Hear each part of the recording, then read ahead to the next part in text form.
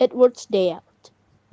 Once upon a time, there was a little engine called Edward. He lived in a shed with 5 other engines. They were all bigger than Edward and boasted about it. They said, "The driver won't choose you again. He owns big, strong engines like us." Edward hadn't been out for a long time, and he began to feel sad. Just then, the driver and fireman came on to start work. The driver looked at Edward and said, "What's the matter? Are you feeling sad? Would you like to come out today?" Hmm? And Edward said, "Oh yes, please." So the fireman lit the fire and made a nice lot of steam. Then the driver pulled the lever, and Edward puffed away, and he blew his whistle. "Look at me! Look at me! Look at me! Look at me! Look at me! Look at me!"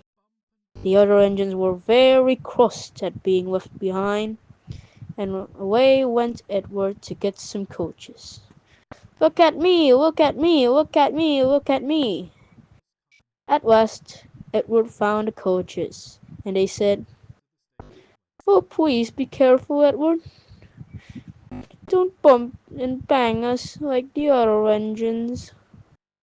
So Edward came up to the coaches very, very gently, and the shunter fastened the coupling, and the coaches were very pleased. "Thank you, Edward.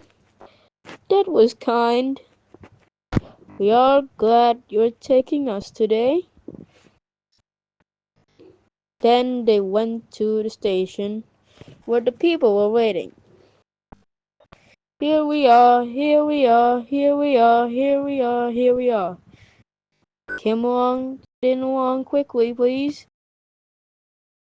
So the people got in quickly, and Edward waited happily for the guard to blow his whistle and wave his green flag.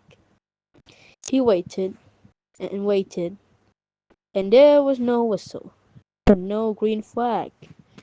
Edward was getting anxious. "Where is that guard?" the driver and fireman asked the station master. Have anyone seen the guard?" "Hmm? No," they asked the porter. Have you seen the guard?" Yes, last night." Edward began to get cross. "Are we ever going to start?" Just then, little boy shouted, "Here he comes!"